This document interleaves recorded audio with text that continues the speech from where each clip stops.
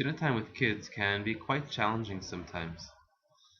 I want more water, I want less water, my soup is too hot, don't have enough tomatoes in my salad, and often they're legitimate complaints. The kid is hungry, the kid is thirsty, having difficulty eating their food. They have complaints, and it's possible to fill those complaints, and the complaints go away when they're answered. However, sometimes the kid is just in the attitude of a complainer.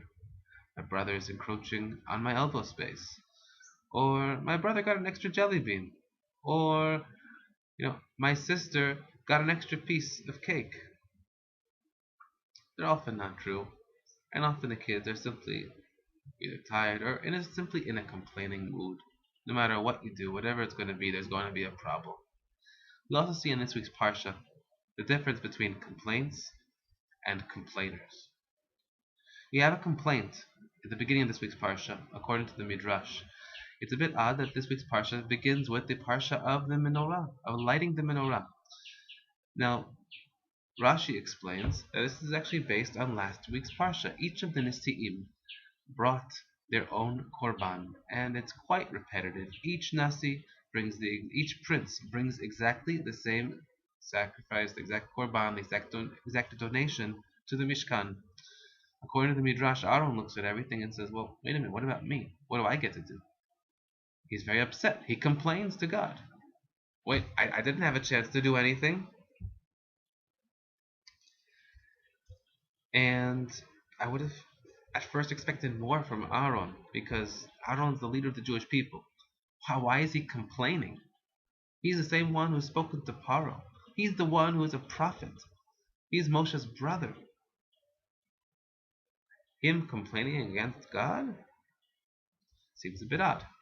The rabbis tell us that there are some times that complaints are not only justified, but actually desired. Kinat sofrim taveh chokhmah. That the jealousy of scribes increases wisdom.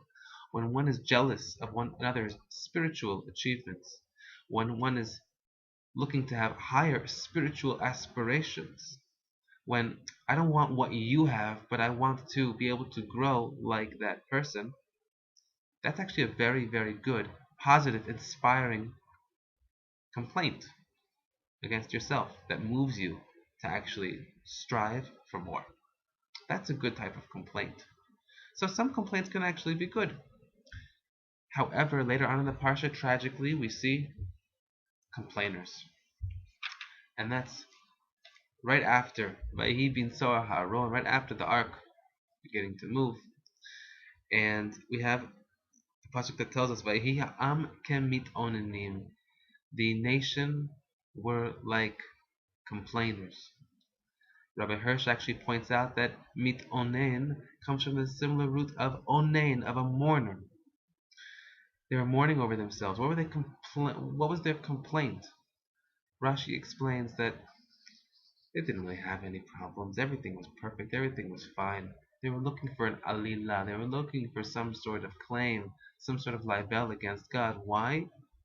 In order to be poresh bin hamakom, in order to separate from God. They didn't want to have all the responsibilities.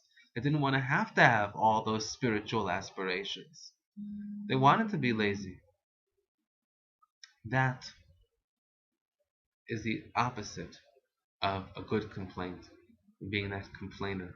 You're simply looking for a way out, really. So we see this contrast between Aaron and Am Yisrael. We see a contrast between the complaint and the complainer. Two very, very different things. The complaint can sometimes actually be quite constructive, identifying a problem and looking for a way to solve it. Whereas the complainer is simply looking for problems, simply looking for problems instead of the solution.